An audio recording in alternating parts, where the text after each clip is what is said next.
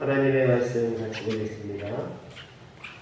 시편 95편 1절부터 8절의 말씀을 같이 교독합니다. 제가 갖고 있는 성경은 구약 성경 872면에 나와 있습니다.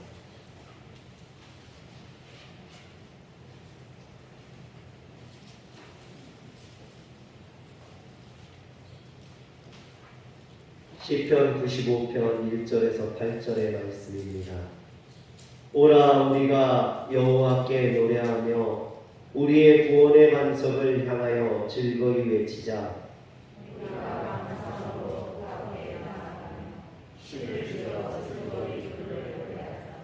여호와는 크신 하나님이시요 모든 신들보다 크신 왕이시기 때문이로다.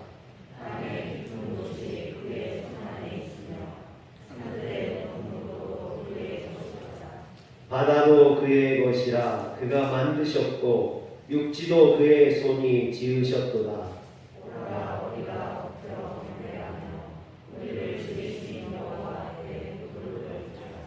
그는 우리의 하나님이시요 우리는 그가 기르시는 백성이며 그의 손이 돌보시는 양이기 때문이라.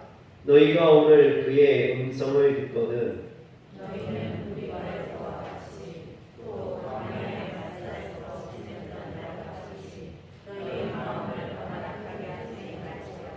그때 너희 조상들이 내가 행한 일을 보고서도 나를 시험하고 조사하였도다. 아멘. 할렐루야. 우리는 인생을 살아가면서 여러 가지 초대를 받습니다. 생일이나 결혼, 초상이 났을 때 또는 어떤 행사나 식사 자리에 초대를 받게 됩니다. 그런데 이런 초대를 받았다고 다 갈 수 있는 것은 아니죠. 저 같은 경우에는 토요일이나 주일에 이런 초대를 받으면 응하기가 좀 어렵습니다. 왜냐하면 토요일에는 온전히 주일을 준비해야 되고 또 주일에는 예배가 있기 때문이죠. 그래서 주말의 모임이나 약속은 정말 중요한 게 아니라면 참석하기가 좀 어렵습니다. 그러나 정말 중요한 초대라면 아무리 토요일이다 할지라도 가야만 하겠죠. 지난주에도 고향교회 목사님 자녀가 대구에서 결혼식을 하는데 암 수술을 받고 나서 한 번도 못 찾아뵀었거든요. 그래서 이번에 토요일인데도 불구하고 대구까지 다녀왔었습니다. 이처럼 정말 중요한 초대에는 우리가 응할 수 있어야겠죠. 오늘 우리가 본 시편 95편 말씀도 쉽게 생각하면 이런 초대라고 볼 수 있습니다. 시편 95편에서 100편까지 6편의 시들은 창조주 하나님의 온 우주에 대한 주권적인 통치를 노래하고 있는 신정시에 해당합니다. 그 중에서 시편 95편은 다윗의 시로 다윗이 하나님의 언약궤를 예루살렘에 안치한 이후에 하나님께 예배함으로 나올 것을 촉구하고 있는 예배로의 초대, 예배로의 부르심입니다.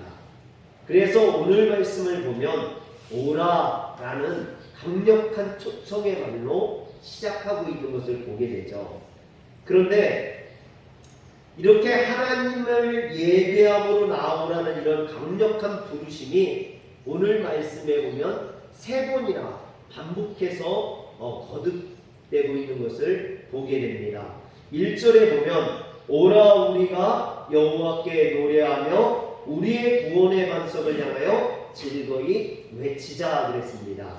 또 2절에도 보면 우리가 감사함으로 그 앞에 나아가며 시를 지어 즐거이 그를 노래하자라고 말합니다. 또 6절에 보면 오라 우리가 굽혀 경배하며 우리를 지으신 여호와 앞에 무릎을 꿇자라고 말합니다.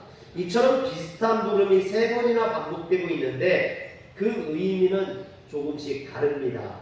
1절에 오라라는 것은 레쿠라는 말로 성소를 향해 나오라는 그런 부름입니다. 그리고 2절에 나아가며에 쓰인 네카데미라는 말은 예배하는 장소로 가까이 오라라는 초대에 해당합니다. 그리고 6절에 오라라는 것은 오우라는 말로 예배하는 장소 안으로 들어올 것에 대한 그런 강력한 촉구입니다. 이렇게 보면 다윗은 점진적으로 성전 안으로 가까이 나오도록, 처음에는 그냥 성전으로 나오라고 이야기했고요. 그 다음에는 예배당 안으로 가까이 오라고 이야기했고, 그 다음에는 그 성전 안으로, 예배당 안으로 들어와서 하나님을 예배할 것을 촉구하고 있는 겁니다. 이처럼 다윗은 점진적으로 예배에 초대하고 그들이 나오기를 소원하고 있는 거죠. 다윗은 이스라엘의 성전 예배를 확립한 그런 인물입니다. 그는 성전을 짓기 전에 먼저 성전 예배를 확립하고 성전에 쓰일 그런 성전 기구의 도면을 그려서 솔로몬에게 넘겨주므로 솔로몬이 성전을 짓고 성전에 쓰여질 도구를 만드는데 도움을 줬습니다. 또한 예배 시 하나님을 찬양할 찬양을 지었을 뿐만 아니라 찬양대를 만들어서 하나님의 예배를 더욱더 풍성하게 했던 그런 인물이죠. 그런데 다윗은 그 자신이 하나님을 예배하는 것을 좋아하고 그 자신이 훌륭한 예배자였을 뿐만 아니라 그의 백성과 만민들을 향해서 하나님을 예배하는 자리로 나오라고 초청하는 그런 위대한 예배의 초청자이기도 했습니다. 사랑하는 성도 여러분, 다윗처럼 오늘 우리도 우리를 구원해 주신 그 하나님의 은혜에 감사하며 신령과 진정으로 하나님을 예배하는 진정한 예배자가 될 뿐만 아니라 또한 이 구원의 잔치에 나만 구원받고 끝나는 것이 아니라 내 가족, 내 자녀, 내 친구와 이웃들, 그들을 진심으로 예배 자리에 초대할 수 있는 예배의 초대자가 되어야 될 줄 믿으시길 바랍니다. 여러분, 그런데 다윗이 누구입니까? 여러분, 다윗은 이스라엘의 용사요 전쟁에 능한 자이며 이스라엘의 최고의 왕 중에 왕이었습니다. 그런 다윗이 뭐가 아쉬워서 이처럼 하나님을 예배하자고 이렇게 간청을 하고 또 여호와가 누구이시기에 그 여호와 하나님 앞에 무릎을 꿇고 경배하자고, 다윗과 같은 왕이 뭐가 아쉬워서 그런 여호와 앞에 무릎을 꿇고 경배하자고 이렇게 초청하고 있을까요? 다윗은 그 이유에 대해 3절에 이렇게 이야기합니다. 여호와는 크신 하나님이시오 모든 신들보다 크신 왕이기 때문이라. 그 크신 하나님이 우리를 구원해 주시고 인도해 주셨기 때문이라는 거죠. 그래서 8절 이하에 보면 그 전능하신 하나님께서 그들의 조상들을 어떻게 구원하시고 인도하셨는지 그 놀라운 은총과 기적을 기록하고 있습니다. 그러므로 다윗은 2절에 우리가 감사함으로 그 앞에 나아가며 시를 지어 즐거이 그를 노래해야 한다라고 말합니다.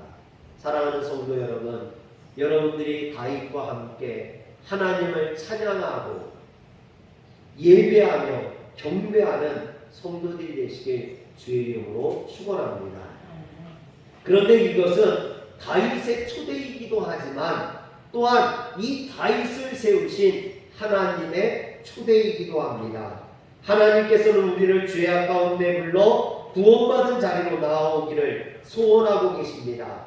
그래서 다윗을 통해 우리를 예배의 자리로 부르고 계신 것입니다. 이런 하나님께서 우리를 초대하고 계신데 우리가 어찌 거절할 수 있으며 나아가지 않을 수 있겠습니까? 그래서 오늘 우리는 하나님의 예배로의 초대, 예배로의 부르심에 대해 우리는 응답할 수 있어야만 합니다. 이처럼 하나님께서는 우리를 만나고 싶어서 우리를 예배의 장으로 부르신다라는 거죠. 그렇다면 여러분, 하나님께서 왜 우리를 예배의 자리로 부르실까요? 왜 예배의 자리에서 우리를 만나시길 소원하실까요?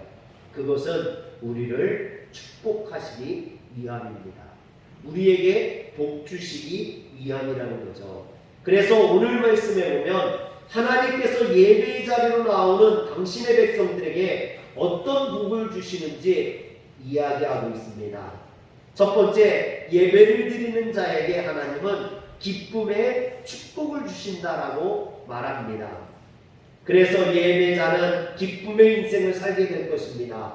그렇다면 예배를 드리는데 왜 기쁨으로 살게 될까요? 그것은 참된 예배에는 예배 자체가 주는 그런 예배 자체가 제공하는 엄청난 기쁨이 있기 때문입니다. 사랑하는 성도 여러분, 여러분들은 예배가 주는 참 기쁨을 맛보고 있습니까? 오늘 이 시간, 이 예배가 여러분들의 영혼에 기쁨을 주는 그런 기쁨의 예배가 되길 주의 이름으로 축원합니다. 우리 한번 옆에 사람에게 얘기해 줍시다. 기쁨의 예배를 드립시다. 기쁨의 예배를 드립시다. 할렐루야. 에어컨을 틀어놔서 선선하고 그러니까요, 졸리기도 하고 기쁨의 예배가 아니라 졸음의 예배가 될 것 같아서 좀 걱정이 됩니다. 여러분, 오늘 말씀 1절에 보세요. 오라 우리가 여호와께 노래하며 우리의 구원의 반석을 향하여 즐거이 외치자라고 이야기합니다. 성도는 창조주이시며 전능하시며 유일한 신이신 여호와 하나님께 합당한 경배와 찬양과 영광을 돌려드려야 됩니다. 이게 성도들의 본분이에요. 오늘 우리의 본분은 하나님 앞에 영광을 돌려드리는 것입니다.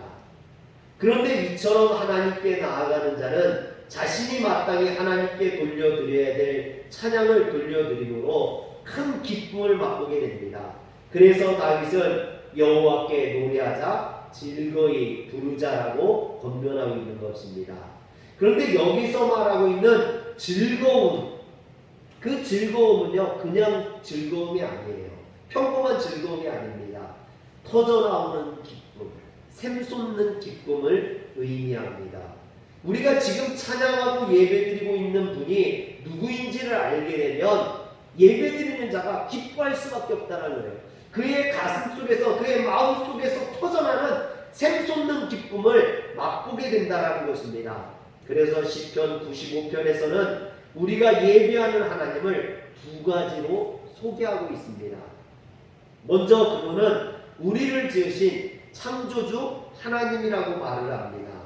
4절과 5절 말씀에 보면 땅의 깊은 곳이 그의 손 아래 있으며 산들의 높은 곳도 그의 것이로다. 바다도 그의 것이라. 그가 만드셨고 육지도 그의 손으로 지으셨도다 했습니다.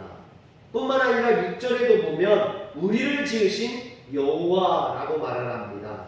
이처럼 세상을 창조하신 분, 또 우리를 지으신 그분을 내가 직접 대면하니 어찌 기쁘지 아니할 수 있겠습니까?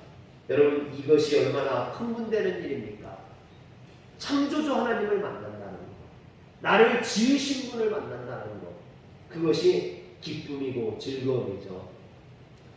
2016년 평창 동계올림픽 홍보대사와 대한민국 프리스타일 스키의 국가대표 감독을 지낸 분이 토비 도슨이라는 분이 있어요. 미국인인데 원래 이분은 한국인이에요. 그런데 1981년 모친을 따라서 부산에 있는 동구에 있는 범일동 중앙시장에 갔다가 인파에 밀려서 그만 부모님을 잃어버리게 됩니다. 부모님을 찾으려고 했지만 찾을 수 없게 돼요. 그래서 나중에 홀트 아동복지에 의해서 미국에 있는 콜로라도에 있는 백인 가정에 입양되게 됩니다. 부모님을 잃어버리고 부산 시장에서 중앙시장에서 부모님을 잃어버리고 미국에 입양되어서 미국에 갔는데 그 입양한 백인 부모가 스키 강사였어요. 그래서 거기에서 양아버지로부터 스키를 배워가지고 2006년 토리노 대회에서 동메달을 따게 됩니다. 그래서 이것이요 미국과 한국에서 대대적으로 그 보도가 됐어요. 그런 사연이 한국에서 부모를 잃어버리고 미국에 입양되어서 미국에서 스키를 배우고 그것이 또 이제 동메달을 따고 이게 그래서 한국에도 막 이게 알려지면서요. 한국에서 내가 토비 도슨의 부모라고 했던 사람들이 수십 명이 나왔어요. 자기가 부모라고. 그런데 이제 유전자 조사를 해봤더니 그 부산에서 버스 운전을 하던 김재수 씨라는 분이 그 토비 도슨의 부모님이라는 게 밝혀지게 됩니다. 그래서 2007년 2월에 이 토비 도슨이 한국에 들어와가지고 이 부모님을 만나게 됩니다. 생부를 만나게 되는 거죠. 그 도슨이 생부를 만나기 전에 자신의 심경을 뭐라고 고백했냐면 부모를 찾는 것이 자신의 일생에서 풀어야 될 가장 중요한 숙제였다. 또 부모님과 대면하는 그 순간을 떠올릴 때마다 설레어서 나는 잠을 잘 수 없었다. 여러분 육신의 부모를 만나는데 너무나 설레어서 잠을 이루지 못하는 여러분 그런데 우리를 창조하신 우리를 지으신 그 하나님을 만나는데 우리가 어찌하니 기뻐할 수 있겠습니까? 제가 예산에서 목회하고 있을 때 그때 대통령 선거를 앞두고 그 새누리당 대통령 후보였던 박근혜 씨가 예산하고 홍성에 내려온 적이 있었어요. 선거 유세를 하기 위해서 내려왔어요. 그런데 박근혜 씨가 온다고 하니까요 예산이 마비가 됐어요. 예산 시내에 사람들이 얼마나 몰려들었는지 여러분 박근혜 씨 얼굴 한번 보려고 손 한번 잡으려고요. 사람들이 막 밀치고 저희 교회 그때 이제 저희 교회 장로님이 동네 이장이었는데 이장이 또 이렇게 나가가지고 대표로다가 박근혜 씨 손을 잡고 왔어요. 그러더니 장로님이 이렇게 싸매고 왔어요. 박근혜 씨 손을 잡았다고 일주일 동안 아니 한 달 동안 자기가 손을 안 씻겠다고 이렇게 싸매고 왔더라고요. 그래서 막 장로님은 웃은 적이 있는데 여러분 대통령 후보 대통령이 된 사람 그것을 만나기만 해도 가문의 영광이고 뭐 전능한 그 손을 잡은 것만으로도 한 달 동안 손을 안 씻겠다고 하는데 여러분 전능하신 하나님 창조주 하나님을 만나는 예배야말로 여러분 얼마나 가슴이 뛰고 그 가슴에 감격과 기쁨이 솟아나는 일입니까? 그 예배를 우리가 지금 드리고 있는 거예요. 우리가 지금 그 하나님을 만나러 나온 겁니다. 우리 안에 이런 기쁨이 샘솟아야 될 줄 믿으시기를 바랍니다. 또 우리가 예배를 통해 만나게 되는 분은요 우리를 구원하신 여호와 하나님이라고 말합니다.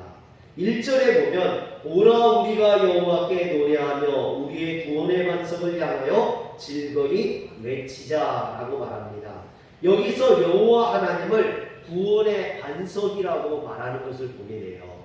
다윗은 하나님을 나의 구원의 반석이라고 자주 표현을 했습니다. 시편 42편 2절에도 보면 나를 기가 막힐 웅덩이와 수렁에서 끌어올리시고 내 발을 반석 위에 두사 내 걸음을 견고하게 하셨도다라고 고백했습니다. 다윗은 하나님을 가리켜 우리가 절망의 웅덩이와 수렁에서 헤어나올 수 없을 때 우리를 구원하시는 우리의 발을 반석 위에 두게 하시는 구원자, 구원의 반석이라고 고백을 합니다. 여러분 이런 고백처럼 하나님께서 다윗을 구원하셨고 그를 건져서 정말 든든한 반석 위에 세우셨는 줄 믿으시길 바랍니다. 오늘 우리 또한 하나님 앞에 그와 같은 고백을 할 수 있어야 돼요. 그런 고백을 했을 때 하나님이 우리를 구원해 주시는 줄 믿으시길 바랍니다. 2001년 1월 26일 저녁 7시 15분에 일본의 시노쿠구역에서 한 취객이 비틀거리다가 선로 위로 떨어지는 그런 사고가 있었습니다. 그때 주변에 있던 사람들이 발만 동동 구르고 보고 있을 때 한국의 유학생 이수연 씨가 그 선로로 뛰어들어서 취객을 구조하다가 그만 전동차에 치여 죽게 되는 그런 일이 벌어지죠. 일본 사람이 떨어졌는데 일본 사람들은 구경만 하고 있고 유학을 갔던 한국 사람이 뛰어들어서 그 일본 사람을 구하고 죽은 거예요. 여러분, 이것이 그래서 뉴스에 대대적으로 보도가 되었습니다. 당시 초등학교 5학년이었던 요시오카 후유키라는 일본 아이가 이 뉴스를 본 거예요. 그는 어려서부터 한국에 대해서 나쁜 소리를 듣고 자랐기 때문에 한국 사람들은 일본 사람들을 미워할 거라고 생각을 한 거예요. 그런데 그 미워할 것 같았던 한국 사람이 일본 사람을 구하려다가 죽었다라는 이 말에 충격을 받은 거예요. 그래서 그 어린이가 그 이수연 씨 부모에게 편지를 씁니다. 자신이 일본 사람들을 대신해서 감사하다라는 편지를 써요. 그리고 후유키가 한국 자신의 일본인을 구한 은인의 나라를 알기 위해서 한국어를 공부하고 한국 역사를 공부해서 대학을 졸업한 후에 한국에 들어오게 됩니다. 그리고 이수연 씨의 부모를 만나게 돼요. 그는 한국에 들어와 처음 이수연 씨 부모를 만나는 그날 그의 심장이 뛰고 그의 가슴은 형언할 수 없는 기쁨으로 가득했다라고 고백했습니다. 여러분, 요시오카 후유키는 한국을 방문하면서 자기를 구해준 것도 아니고 자기의 민족, 자기의 동족을 구해준 사실만으로 이렇게 감격하고 감동하는데, 여러분, 우리는 우리를 죄악에서 구원하시기 위해 십자가를 지시고 피 흘리신 그 주님을 만나면서 아무런 감동도 아무런 감격도 없다면 그것은요, 우리 신앙이 뭔가 잘못된 거겠죠. 그 하나님을 만나러 오면서 내 마음속에 기쁨이 있어야 되는 거고, 나를 구원하신 그 주님을 만나러 오면서 예배하러 오면서 내 안에 감격이 넘쳐야 될 줄 믿으시길 바랍니다.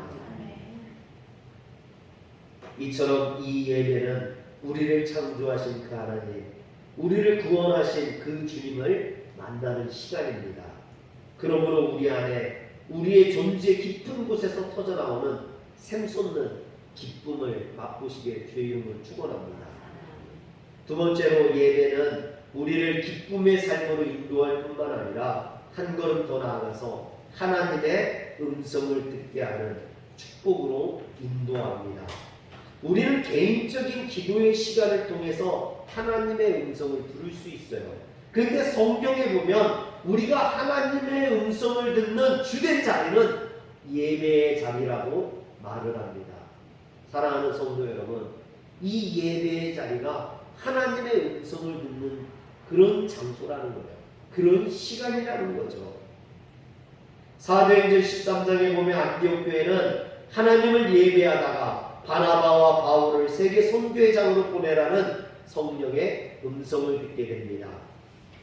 이것이 세계 선교의 결정적인 전기가 되었고, 사도 바울이 세상을 변화시키는 위대한 사도의 삶을 시작하는 그런 출발점이 되었습니다. 이처럼 수많은 신앙의 선배들이 하나님을 예배하다가 하나님의 음성을 듣고 구원을 받았습니다. 기도의 응답을 받았습니다. 병고침을 경험하고 치료하심을 경험했습니다. 사랑하는 성도 여러분, 오늘 이 예배를 들으심으로 여러분들이 하나님의 음성을 들으시고 하나님의 어루만지심을 경험하시길 주의 이름으로 축원합니다. 그런데 예배의 축복은 여러분 축도와 함께 끝나는 것이 아닙니다.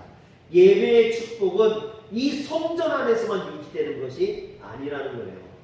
우리가 예배드림으로 받은 축복은 우리가 예배가 끝나고 집에 돌아갈 때도, 우리가 집에 돌아가고 또 사회에 생활을 할 때도 함께하는 줄 믿으시길 바랍니다. 왜?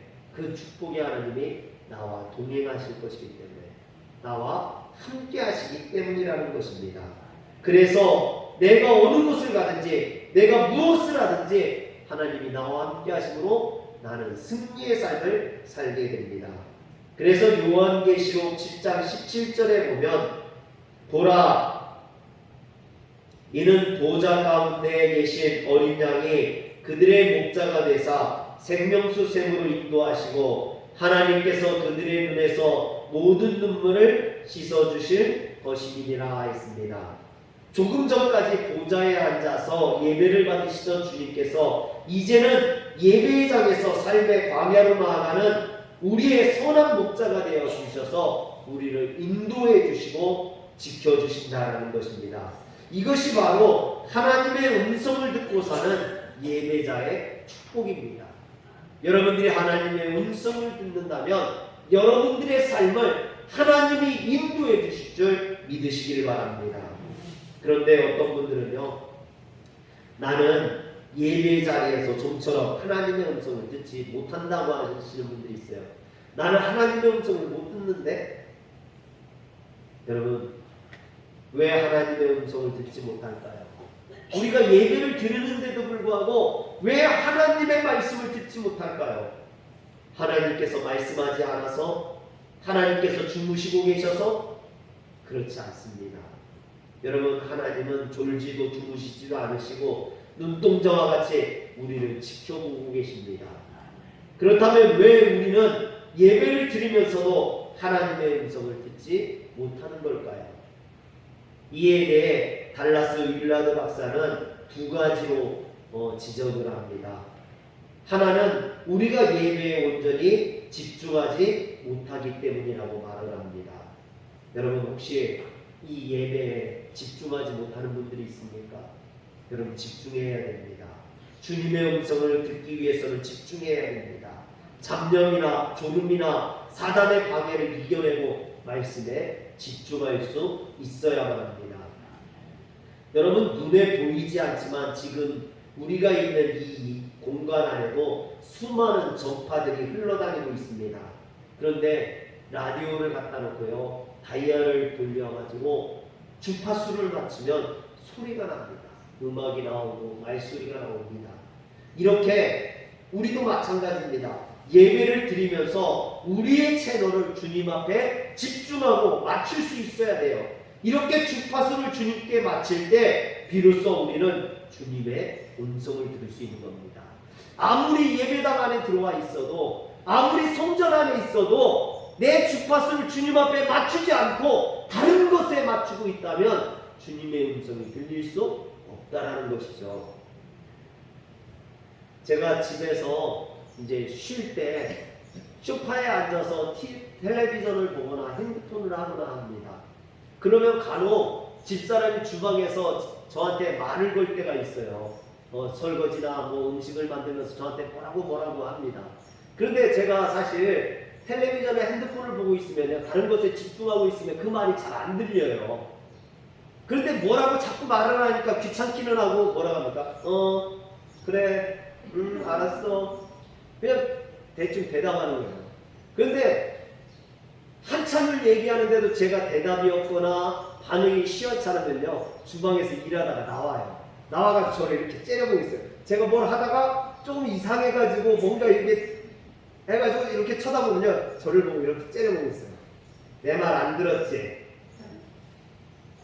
그러면 뭐라겠는데? 제가 다시 물어보면요, 내 말에 좀 집중 좀 해주지? 그래요. 여러분, 오늘도 하나님은 여러분들에게 말씀하시길 원하십니다. 여러분을 축복해 주시길 원하십니다. 그런데 여러분이 하나님 말씀에 집중하지 않고 딴 생각만 하고 있다면 이 시간 하나님의 말씀을 들을 수 없어요. 하나님의 축복을 받을 수 없어요. 그러면 주님은 말씀하실 것 같습니다. 내 말 지금 안 듣고 있지? 내 말에 좀 집중 좀 해주지? 여러분, 하나님께 집중하십시오. 주님의 음성에 여러분들의 주파수를 맞추시길 바랍니다. 주님의 음성을 듣는 자에게 하나님은 축복해 주십니다. 우리가 하나님의 음성을 듣지 못하는 또 다른 이유는요, 하나님의 음성에 순종할 생각이, 마음이 없기 때문입니다. 말씀을 들어도 그 말씀을 따를 생각이 없고 순종할 마음이 없기 때문에 번성으로 듣게 되는 것입니다. 제가 아이들에게 늘 하는 잔소리가 있어요. 야, 씻었으면 그 벗은 옷 좀 세탁실에다 갖다 놔. 아이들이요, 그냥 양말을 벗어서 아무 데나 놓고요. 옷을 벗어서 아무 데나 놔요. 수건을 쓰고는 막 아무 데나 놓습니다. 그러면 제가 뭐라 해요? 좀 갖다 놔. 세탁실에다 갖다 놓으면 편하잖아. 너 좀 갖다 놔라. 그러면요, 대답을 얼마나 잘하는지 몰라. 네, 알았어요. 알았어요. 알았어. 그런데 그 다음에 보면 또 안 갖다 놔. 그 알았어 대답하는 게 진짜 알아서 알았다고 하는 게 아니라 귀찮다는 거예요. 잔소리 듣기 싫다는 거예요. 여러분, 오늘 우리 또한 그렇지 않을까요? 하나님이 말씀하시는데 그 말씀에 내가 순종할 의도가 없어요. 순종할 뜻이 없는 거예요. 그냥 귀찮아서 목사님 있으니까 어쩔 수 없이 아멘 하기는 하지만 여러분, 그냥 건성으로 하는 그런 아멘인 거죠. 하나님 말씀에 우리가 이렇게 건성으로 또는 전혀 순종할 마음이 없어서 습관적으로 그냥 마지못해서 아멘하고 있기 때문에 하나님의 축복이 나에게 임하지 않는다라는 것입니다. 그래서 오늘 말씀에서 다윗은 7절과 8절에 뭐라고 말하냐면 그는 우리의 하나님이시요 우리는 그가 기르시는 백성이며 그의 손으로 돌보시는 양이기 때문이라. 너희가 오늘 그의 음성을 듣거든 너희는 무리바에서와 같이 또 광야의 마사에서와 지냈던 날과 같이 너희 마음을 완악하게 하지 말지어다. 여러분, 이스라엘 백성들은요, 출애굽 당시에 어려움을 당할 때마다, 고난이 당할 때마다 하나님 앞에 부르짖으며 하나님이 그들을 구원해 주셨어요. 그들을 도와주셨어요. 그들의 하나님이 되어 주셨어요. 그들을 지키시고 보호하시고 도와주셨어요. 그럼에도 불구하고 그들은 하나님의 말씀에 순종하지 않았어요. 그래서 그들이 가나안 땅에 들어가지 못하고 죽임을 당하는, 광야에서 죽게 되는 그런 비참한 슬픈 역사가 있었습니다. 오늘 다윗은 그것을 이야기하는 거예요. 사랑하는 성도 여러분, 하나님 말씀에 순종하시길 바랍니다. 여러분, 하나님 말씀에 순종할 때 온전히 순종하시길 바랍니다. 여기서 온전이라는 말은요, 모든 하나님의 말씀에 순종하라는 거예요. 내 마음에 드는 말에는 순종하고 내 마음에 들지 않으면 순종하지 않고 내가 기분 좋으면 순종하고 내가 기분 나쁘면 순종하지 않고 여러분, 나에게 이득이 되면 아멘하고 나에게 조금 손해가 되거나 부담이 될 것 같으면 아멘 안 하고 여러분, 그런 사람들이 얼마나 많이 있습니까? 그런 성도들이 얼마나 많이 있습니까? 여러분, 하나님의 말씀을 들어서요, 우리가 그 말씀에 순종할 때 역사가 일어나요. 그런데 그 말씀을 들어도 그냥 이쪽 귀로 들었다 이쪽 귀로 내뱉으면 아무런 역사도 축복도 일어나지 않습니다. 그럼에도 불구하고 오늘 너무나 많은 성도들이 예배를 그냥 형식적으로 습관적으로 드린다라는 거죠. 온전한 순종의 마음으로 하나님께 예배드릴 때 하나님은 그 예배를 통해서 우리를 새롭게 하실 것이며 우리를 축복해 주시고 넘쳐나는 기쁨으로 우리를 충만케 해주십니다. 그러므로 무엇보다 오늘 이 예배에 성공하기 위해서는 하나님의 초청에 응할 수 있어야 되고 그리고 하나님의 초청에 응해서 이 예배 자리에 나왔다면 그 하나님의 말씀에 집중할 수 있어야 합니다. 또 그 말씀에 순종할 수 있어야 하는 줄 믿으시길 바랍니다. 기도하겠습니다. 전능하신 하나님, 오늘도 우리를 예배의 자리로 초대해 주시고 이 성전에서 하나님의 거룩한 말씀을 듣게 하시니 감사합니다. 우리가 그 하나님의 말씀에 집중하게 하시고 또한 그 말씀에 순종하는 자가 되게 하여 주시옵소서. 우리 주 예수님의 이름으로 기도합니다. 아멘.